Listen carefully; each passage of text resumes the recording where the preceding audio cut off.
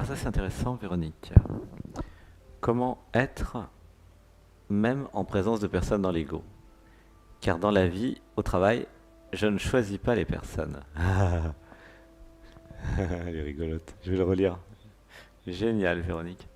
Comment être même en présence de personnes dans l'ego? Car dans la vie, au travail, je ne choisis pas les personnes. Alors, il y a plusieurs remarques là-dessus. Euh, Déjà, alors je vais dire l'inconscient. Euh, je croyais que je n'avais pas le droit de choisir mon travail. Je croyais que je ne pouvais pas choisir un travail où je choisissais les personnes. Mais oui. Et si je me créais une nouvelle activité professionnelle où je serais indépendante et où je choisissais les personnes dans ma vie? Les clients, les clientes, les fournisseurs, tout. Et si, voilà, j'étais thérapeute ou autre chose, ou avec un show, même entrepreneuse, chef d'entreprise, tu vois? Et si j'arrêtais d'être esclave d'une entreprise ou d'un système? Une respiration. Un, 2, 3. Eh ben oui, pourquoi pas? Alors, euh, pour répondre quand même à la question, comment rester dans l'être quand il y a des agressions, communication violente avec les égos, ou quand il y a des égos qui font des choses qui perturbent votre propre ego. En fait, le mécanisme est le suivant. Admettons, vous avez réussi à aller dans l'être parce que vous avez fait des méditations, ou voilà, ou vous êtes amoureux ou amoureuse, bref, vous avez réussi à être dans l'être. Ce qui arrive à quasiment tout le monde quand même, hein, c'est pas non plus un truc. Par contre, le problème c'est que souvent il y a la confusion. Est-ce que je suis dans l'être ou dans l'ego? C'est encore assez confus en général. Bon, bref, admettons, vous avez fait le dimanche, la méditation de 9h45, 4 heures, ah, vous êtes dans l'être. Bon. Et, et puis ben voilà, un repas de famille, typiquement, ou ou voilà, rencontrer telle ou telle personne, et puis une soirée, ou peu importe, même marcher dans la rue, faire ses courses. Et puis, il y a des personnes totalement identifiées à l'ego, à la personne, qui commencent à appuyer sur tous vos boutons, et à vous agresser. Ok? Donc, automatiquement, il y a votre personne qui a tendance à ressurgir.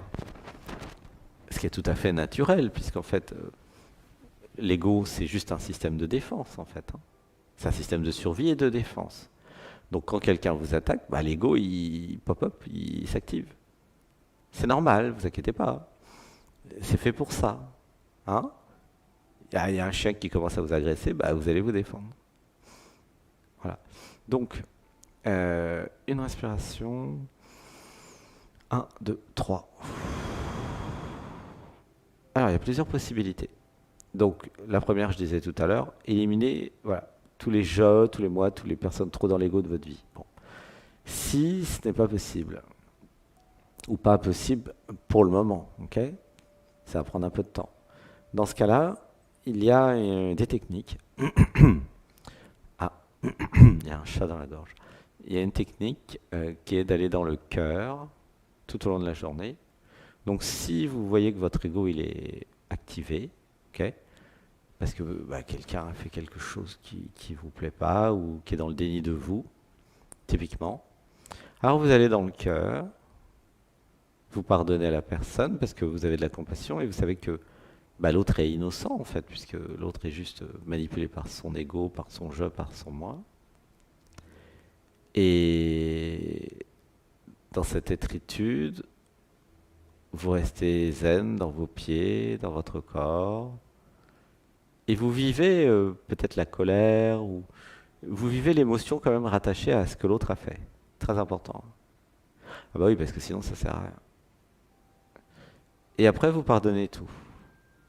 Ce qui n'empêche pas, avec le discernement, de prendre les mesures qui s'imposent.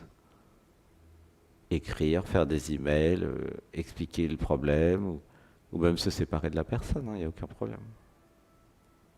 Mais vivre ce qu'il y a à vivre, et après faire ce qu'il y a à faire. De façon à libérer tout l'émotionnel, et de façon à vivre pleinement l'expérience. Voilà ma recommandation. Alors évidemment, s'il y a beaucoup de gens identifiés à l'ego, ça risque d'être un peu fatigant votre journée, quoi. D'où ma recommandation, éliminez au fur et à mesure toutes les personnes qui sont qui activent trop votre ego, parce que euh, le problème, c'est que vous allez être obligé d'activer votre ego toute la journée. Et ça va pas vous aider dans votre réveil, hein. Bah oui. Si à chaque fois ils appuient sur vos boutons puis que tout le monde est contre, à un moment, il faut changer de système, hein. Mais oui, c'est pas interdit de changer de système. Imaginez un système, un travail, une activité professionnelle où peut-être vous êtes chef d'entreprise, pourquoi pas, ou vous êtes autonome, vous êtes thérapeute et vous choisissez vos clients. En général, c'est pas les clients qui appuient sur les boutons, hein, d'ailleurs. C'est plutôt les autres personnes dans la vie, tu vois. Et puis voilà, c'est simple en fait. Alors ben voilà, dis en commentaire sur Zoom si j'ai répondu à ta question. C'était la question de Véronique. Ok? Alors une respiration. Un, 2, 3.